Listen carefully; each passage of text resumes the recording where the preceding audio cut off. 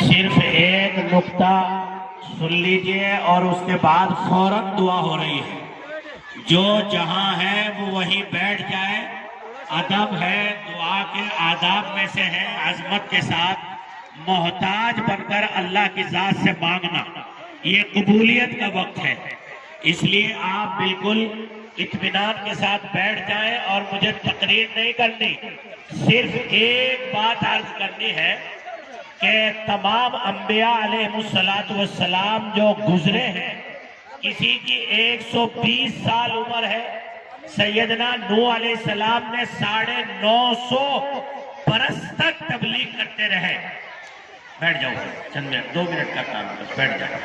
اچھا تو یہ سارے انبیاء علیہ السلام، حالانکہ اس وقت میں یہ تھا کہ ایک نبی جاتے تھے، دوسرے نبی آتے تھے اور امتوں پر محنت کرتے تھے، لیکن اس کے باوجود اللہ نے لمبی لمبی عمریں عطا فرمائی. اور ہمارے محبوب پیغمبر کو اللہ کی ذات عالی نے صرف 63 سال کی عمر عطا فرمائی. بس ایک سوال اور ایک نالج آپ کو دے کر جا رہا ہوں نونا بڑی والوں، یاد رکھنا پورے سال اس اہم پوائنٹ کی طرف، جو نقطے کی طرف میں اشارہ کر رہا ہوں. سارے انبیاء علیہ السلام کو اللہ نے لمبی عمریں عطا فرمائی، حالانکہ نبی آتے تھے، لیکن ہمارے نبی کو بہت تھوڑی عمر عطا فرمائی. اب قیامت تک کوئی پیغمبر آئے گا بھائی؟ کوئی نہیں آئے گا.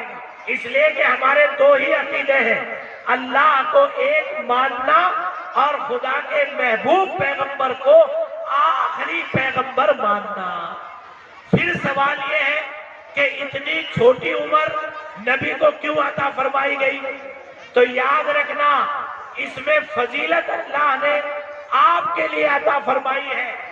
1,24,000 انبیاء علیہ السلام کی جو امتیں تھیں،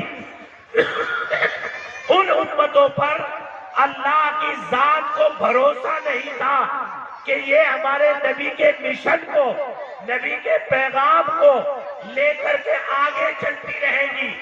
لیکن اللہ نے ہم جیسے گندوں پر، آپ پر اور امت کے ایک ایک آدمی پر، ایک ایک نوجوان، مرد، عورت، سب پر اللہ نے اعتماد جتایا کہ نبی میرے مختصر مدت میں آ جائیں گے میرے پاس، لیکن میرے نبی کا دین، میرے نبی کا قرآن اور میرے نبی کی لائی ہوئی تعلیمات کو یہ امت اپنی ذمہ داریوں سے اس کو آگے بڑھاتی رہے گی.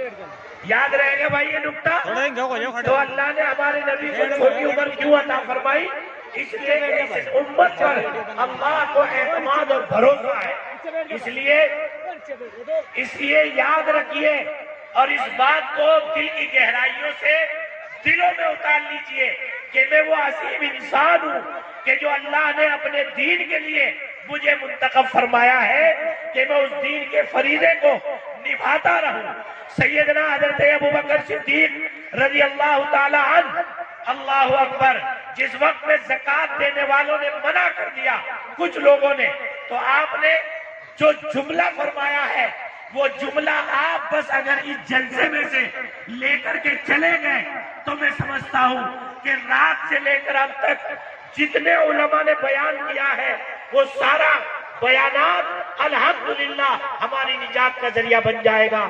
آپ نے فرمایا اَيُنْقَذُ الدِّينُ وَأَنَا حَيٌّ، کیا میرے زندہ رہتے ہوئے خدا کا دین کب ہو سکتا ہے؟ کیا میرے رہتے ہوئے